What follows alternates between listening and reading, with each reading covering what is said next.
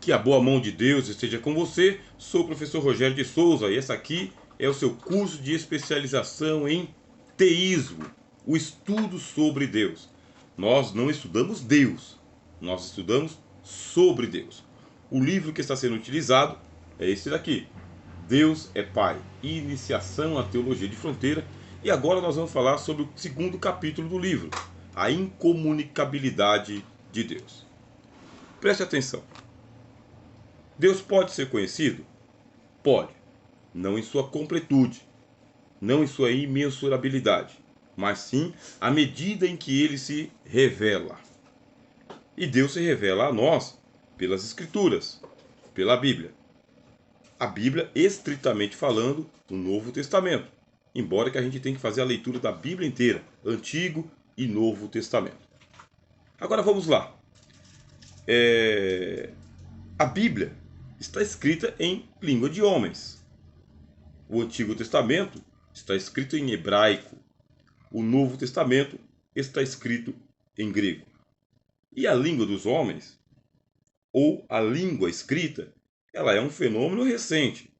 A invenção da escrita aconteceu por volta de 4.000 a 3.500 anos antes de Cristo. É um fenômeno recente. Naquela era antediluviana, se existia alguma escrita, nós perdemos. A arqueologia não tem acesso àquela linguagem do tempo antediluviano. Mas nós temos acesso ao que se convencionou de chamar de invenção da escrita, portanto, a história. A história registrada, 4.000 a.C. ou 3.500.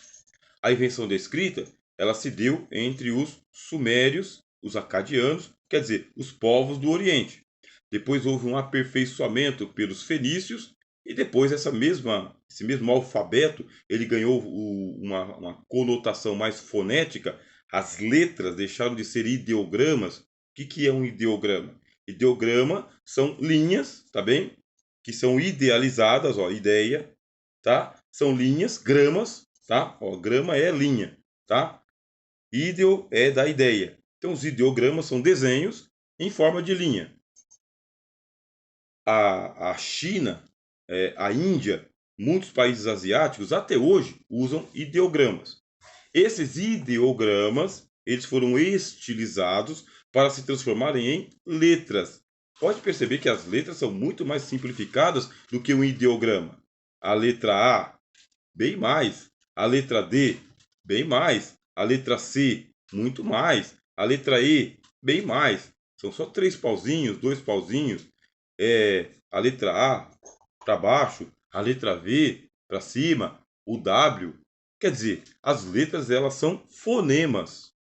Elas vão dar uma linguagem fonética, de fono, daquilo que eu estou falando. Está representando a minha fala. O ideograma ele representa uma ideia, um conceito. As letras representam seus fonemas, aquilo que está sendo falado. E este fenômeno demorou entre 4.000 e 3.500 a.C., quer dizer, uma evolução lenta, demorada de mais de 500 anos nas culturas dos povos antigos. A Bíblia, que é o livro da revelação de Deus, está escrita em linguagem humana, em hebraico antigo.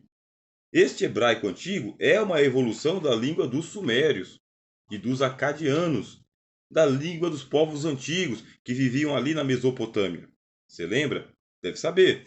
Abraão era hebreu. Ele era hebreu da Caldeia. A Caldeia é aquela região que fica na Mesopotâmia, onde hoje está o Iraque e onde hoje está o Irã. Muito bem. Deus se revelou. Só podemos conhecer de Deus aquilo que é revelado. Deus se revelou através da Bíblia para nós. A Bíblia foi escrita em linguagem humana. E essa linguagem humana é o hebraico no Antigo Testamento e o grego em o Novo Testamento. Ponto. Tá certo. Está dentro de uma gramática.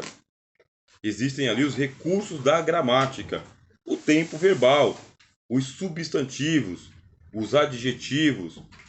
Quer dizer, tem que ter uma concordância verbal. Isso se aplica ao hebraico? Sim. Se aplica ao grego? Sim. Da mesma maneira como se aplica na língua portuguesa? Não. Cada língua tem as suas particularidades.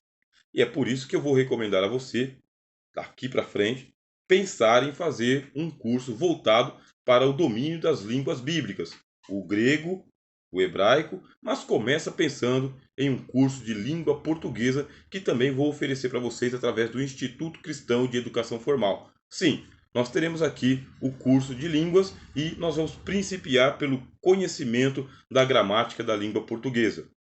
E com esse conhecimento, você vai aplicar no estudo da revelação de Deus Antigo e Novo Testamento. Isso no tempo apropriado. Qual que é o tema desta aula? A incomunicabilidade de Deus. E por que a incomunicabilidade? Porque Deus não pode falar conosco na língua de Deus. Nós não somos deuses. Nós não vamos possuir um repertório para poder conversar com Deus na língua de Deus. Tanto é que o teólogo Agostinho, você já ouviu falar do teólogo Santo Agostinho?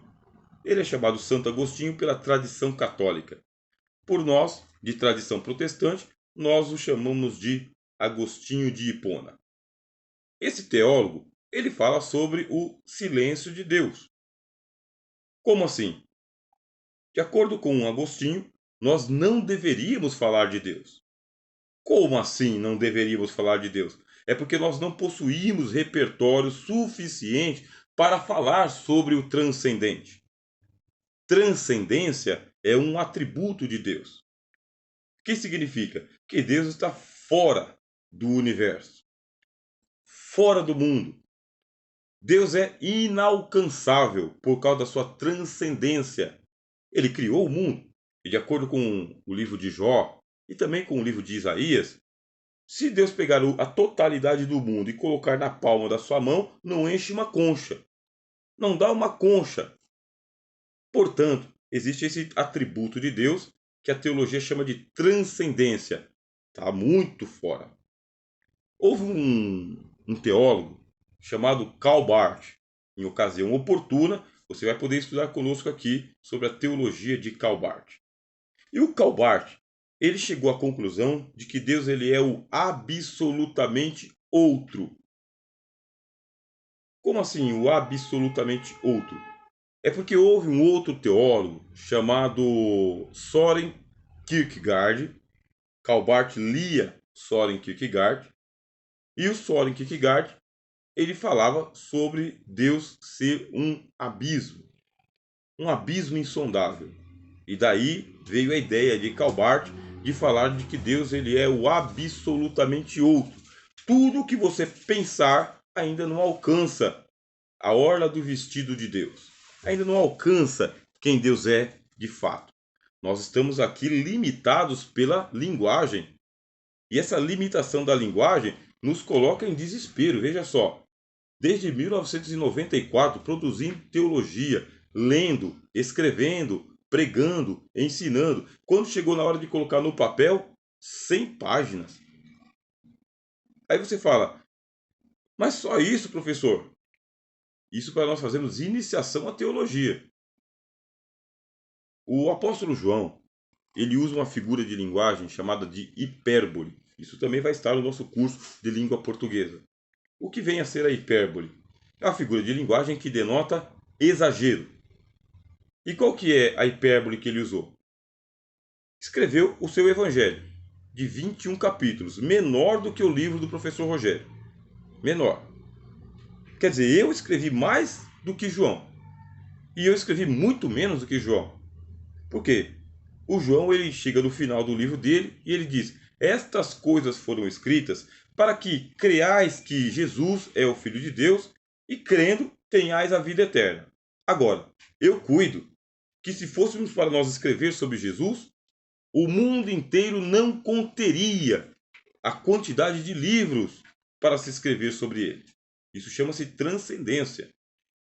Quer dizer, se eu, com as minhas experiências de quase 30 anos de evangelho e de teologia, não consegui escrever mais do que 100 páginas para começar a falar de Deus, imagina o apóstolo João, que andou 3 anos com o Senhor Jesus e que viu e experimentou a palavra da vida. O apóstolo João falou que ele tocou a palavra da vida, porque o verbo se fez carne e habitou entre nós. E tudo que ele escreveu é um livro muito seletivo, o Evangelho de João é muito seletivo. Aí ele disse, aqui é uma iniciação, para que você comece a crer que Jesus é o Filho de Deus. Por quê? Lá no mesmo livro, no capítulo de número 17, na oração sacerdotal de Jesus, ele disse, a vida eterna é esta, que conheçam a ti, o único Deus verdadeiro, e a Jesus Cristo a quem enviaste. Isto é, para se conhecer Deus e Jesus, é necessário viver para sempre e conhecê-lo para sempre. Eu recomendo que algum dia você entre aí na internet e você vai comprar este livro. Vai fazer parte da sua formação teológica. O Breve Catecismo de Westminster. Westminster é a abadia aonde pregaram os maiores homens da história da igreja. Fica na Inglaterra. É aqui que começou a reforma protestante do anglicanismo, a igreja da Inglaterra. E eles produziram esse documento, o Breve Catecismo de Westminster. E esse catecismo é assim mesmo, são perguntas e respostas. E a primeira pergunta que é feita é a seguinte, olha, qual é o fim principal do homem? Qual finalidade o homem existe? A resposta, o fim principal do homem é glorificar a Deus e gozá-lo para sempre. À medida que você glorifica a Deus, você o conhece. E à medida que você conhece, Deus produz em você um gozo eterno, isto é, uma alegria transcendental que não tem fim, que ninguém pode barrar, que ninguém pode segurar, que ninguém pode impedir. É assim que diz o Breve Catecismo, e depois tem ali as referências bíblicas para isso. Podemos conhecer Deus? Sim, parcialmente. Por onde começo? Pela Bíblia. Qual Bíblia? Antigo e Novo Testamento. Em que língua? Língua portuguesa. E na língua portuguesa, que é a que você e eu temos, agora a gente vai estudar um pouco. Vamos conhecer um pouco. Mas existem as limitações desta língua. E aí vem o conceito da incomunicabilidade de Deus. Deus é incomunicável. Você não tem como subir as estruturas da verdade, da justiça, da essência, do divino e do sagrado. Você não tem como atingir a linguagem de Deus em sua pureza. E aí vem o que Agostinho falou: deveríamos ficar mudos. Por quê? Porque não tem o que falar sobre Deus. Mas devido à nossa necessidade de comunicação, nós somos pessoas gregárias, quer dizer, nós nos agregamos, nós nos comunicamos. Devido a essa nossa necessidade gregária, aí nós nos comunicamos dentro do nosso repertório, da quantidade de conceitos que nós temos domínio. Por isso, por causa dessa necessidade, nós temos a teologia natural, e ela nos dá um instinto da existência de Deus. Aí a gente começa a dialogar. Ó, diálogos. Diálogos é através da palavra, tá? Dia é através. Logos é a palavra. Diálogos. Nós vamos dialogar sobre Deus. O que é a teologia? É o diálogo. É o diálogo sobre as coisas de Deus. É o diálogo sobre Deus. O que Deus é e o que Deus não pode ser. O que ele revelou, o que ele deixou de revelar. É isso que é teologia. A incomunicabilidade de Deus significa que se Deus não tivesse se revelado, nós nada saberíamos sobre ele. Existe uma corrente filosófica chamada deísmo. Ela é filosófica ou ela é teológica, professor? Ela é filosófica. É assim que os filósofos pensam em Deus. Aristóteles pensava assim, Platão pensava assim, os filósofos modernos pensam assim, chamada de deísmo. Você está estudando teísmo, com T. O deísmo é com D, de dado. Teísmo é com T, de teologia. O deísmo, com D de dado, de Deus. O deísmo diz, Deus realmente é o criador do mundo. Mas Deus não está mais dentro do mundo. Deus criou o mundo fora dele, estabeleceu leis mecânicas, leis orgânicas, leis físicas. Deus estabeleceu as leis da natureza, leis de causa e efeito. E essas leis é que governam a vida no cosmos, no mundo. Deus não interfere mais. Deus está em descanso, está em repouso, está de viagem, está fora. E essa aí é um conceito filosófico que é aplicado também na teologia, mas o conceito ele é filosófico. Assim os deístas falam, Deus não interfere em nada, é totalmente incomunicável. Nós, da teologia, dizemos não, para aí. Deus, ele pode se comunicar sim conosco, desde que ele se condescenda conosco, desde que ele, na sua transcendência, queira fazer essa comunicação. Aí vem o outro atributo de Deus chamado de imanência. Transcendência é Deus lá fora. Imanência é Deus descendo, é Deus entrando, é Deus presente conosco aqui. Olha só. Assim, qual que é o resultado dessa imanência de Deus? Qual que é o fenômeno que nos dá garantias de que Deus está no mundo, conosco? Esse fenômeno são os cuidados que Deus tem com os fenômenos da natureza. A chuva, as estações, a respiração, o cuidado com a sua criação. E a fé que nós temos no Senhor Jesus. Jesus disse, os pássaros são vendidos no mercado. Nenhum deles cai por terra sem o consentimento de vosso Pai. Os lírios crescem no campo, mas Deus lhes dá a vestimenta. Nem mesmo Salomão conseguiu fazer isso aí. Deus alimenta os pardais, os passarinhos. Jesus nos deu certeza de fé de que o mundo está sendo cuidado por Deus no detalhe, da flor do campo, do pássaro na floresta e dos homens de pouca fé também. Mesmo não tendo fé, Deus está cuidando. Lembra que eu falei do livro de Atos, que os homens estão tateando no escuro? Porque Deus não deixou de dar testemunho dos seus cuidados. No livro de Mateus, Jesus falou, Deus não faz nem acepção de pessoas. Ele faz com que o sol e a chuva aconteçam sobre o bom e o mal. Ele não deixa de cuidar dos bons por causa dos maus. Ele cuida da natureza. E ele cuida da vida. E ele cuida das pessoas. Isso aí é imanência. E nós queremos que este Deus imanente seja conhecido por nós. Daí, mais outro fenômeno que Deus dá para nós, que é o testemunho das Escrituras. Deus teve muitos profetas e vários apóstolos. E alguns destes ele separou para que fossem os escritores da Bíblia. Profetas escritores e apóstolos escritores. A estes homens, Deus concedeu a inspiração plenária e verbal para escrever a Bíblia em linguagem humana. A incomunicabilidade do Deus transcendente, ela é reduzida a um vocabulário humano dentro da experiência do profeta. Quer dizer, Deus não colocou tudo para um profeta só escrever, como acontece no islamismo. Lá no islamismo, você já deve saber, existe o profeta chamado Maomé, ou Muhammad. E o Maomé escreveu um livro chamado Alcorão, ou Corão. O Corão foi escrito na totalidade por Muhammad. Aí acontece o mesmo em outras religiões. Outras religiões dizem que um iluminado escreveu a revelação máxima sobre Deus. Na Bíblia não é assim. Deus não deu tudo para Moisés. Deus não deu tudo para o Samuel. Deus não deu tudo para o Ezequiel.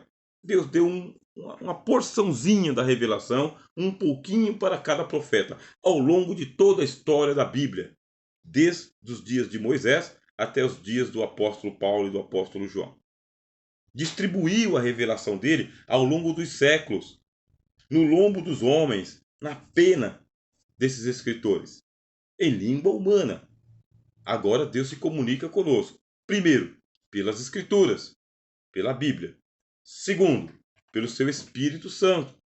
O Espírito Santo, ele pode estar autorizado, por causa do sacrifício de Jesus, está autorizado a falar diretamente de Deus conosco. E fala. Ele fala em linguagem humana, sonhos, visões, revelações, até a intuição. Muitas vezes ela é acionada pelo Espírito Santo para se comunicar conosco. A nossa sensibilidade, os nossos sentimentos, os nossos pensamentos são meios de comunicação do Espírito Santo conosco. Aí está você. Pega a Bíblia Sagrada, em língua portuguesa, começa a fazer a leitura do texto, lê o que João escreveu, o que Tiago escreveu, o que o apóstolo Paulo escreveu, o que Jeremias escreveu, o que Moisés escreveu, e aí o Espírito Santo vai usando a mesma linguagem dos profetas para falar de Deus para nós. começa a Deus se comunicar com você diretamente, sem a mediação de ninguém. Deus pode fazer isso pessoalmente e Deus pode fazer isso diretamente. Não carece do mediador, do medianeiro, do que fica no meio do caminho. O que você acha disso? Bom, eu recomendo que você faça a leitura do livro-texto que eu te enviei, tá? Em PDF. Mas se quiser adquirir o livro físico, entre em contato, tá bem? Nossos contatos estão disponibilizados, nosso material está disponibilizado. Existem outros livros que escrevi também nessa saga de falar sobre Deus. Aqui está o livro Filosofia de Fronteira. Aqui está o livro Igreja, Denominação e Ministério. Aqui está o livro sobre as 4 revelações do Apocalipse. E eu tenho outras literaturas que estão espalhadas por aqui também. Nós escrevemos aí alguns livros, sempre limitando ele no número de páginas, para que a gente possa assim estar disponibilizando a um preço acessível para todas as pessoas com muita facilidade. Deus se comunica com os homens, em linguagem de homens. E quanto mais você tiver o domínio da língua portuguesa, vai ser bom para você fazer a leitura da Bíblia. Porque depois vem o próximo passo, que é ler a Bíblia nos seus textos da língua original, que tem algumas regras gramaticais que se aproximam e outras que se distanciam. Agora, você vai levar isso aí mais a sério. Você está se aprofundando no conhecimento. Na próxima aula, eu vou falar com você aqui o 3º capítulo sobre a eternidade de Deus. Nós procuramos aqui cadenciar as aulas. Por isso você não pode pular aula nenhuma. Tem que assistir o vídeo todo e ler o livro todo. Para que, quando a gente chegar ali, ó, lá no capítulo de número 13, porque são 13 aulas, cada uma delas com torno de 25 minutos de aula. Quando chegar lá no capítulo 13, Deus é o Criador da humanidade, aí nós vamos dar uma pausa. Esse curso vai ser terminado por você. Teu certificado será emitido pelo Instituto Cristão de Educação Formal. E você vai dizer, e agora, qual que é o próximo passo? Já que a gente falou sobre Deus Pai, nós vamos falar sobre Deus Filho. E aí nós vamos depois falar sobre Deus Espírito Santo. Mas aí é curso a curso, formação a formação. Muito bem? Compreendeu? Que Deus quer se comunicar com você e que para comunicar-se com você, sonhos, visões e a revelação das Escrituras, a revelação do Antigo e Novo Testamento, em hebraico e grego. Como você não tem domínio das línguas da Bíblia no original, precisa ter um domínio da língua portuguesa. E esse domínio, eu vou no próximo vídeo trazer para você aqui o livro que me ajudou a estudar a Bíblia em português. Mas me ajudou foi muito. Até o momento em que eu adquiri aquele livro, eu tinha uma maneira de estudar a Bíblia.